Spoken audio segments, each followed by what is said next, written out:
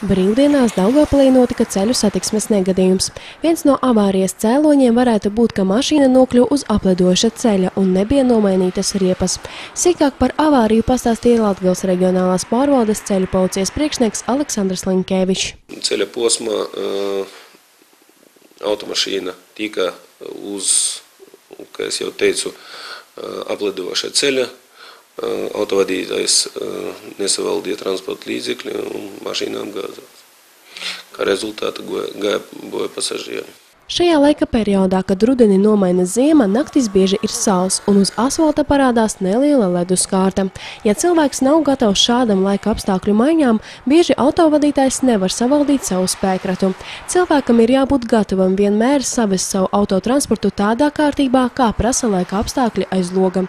Tad vadītājs var drošāk justies uz ceļa. Ja notiek ceļa satiksmes negadījums un laika apstākļi ir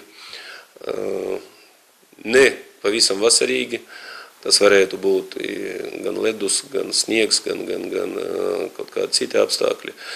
Apdrošinātā kompānija var izvērtēt to situāciju, kā bija aprīkot transporta līdzeklis, bija aprīkots ar ziemas riepam vai ne, un var rasties problēmas autovadītājiem par atlīdzības iegūšanu. Ja?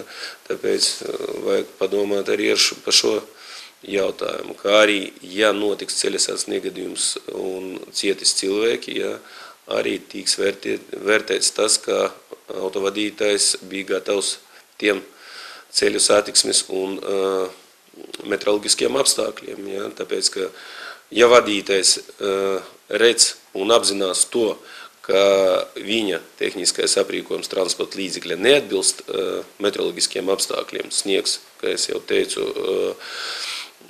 ledus un apstākļi, kuri arī veicina citus varbūt problēmas. Ja? Viņš nedrīkst piedalīties ceļu satiksmē. Ja viņam stāv vasaras riepas un laika apstākļi nav piemērojami, tad transporta līdzekļi nedrīkst kustināt un ar viņu pārvietoties. 1. decembra dienās tiks lielāka uzmanība pievērsta ziemas riepu esamībai.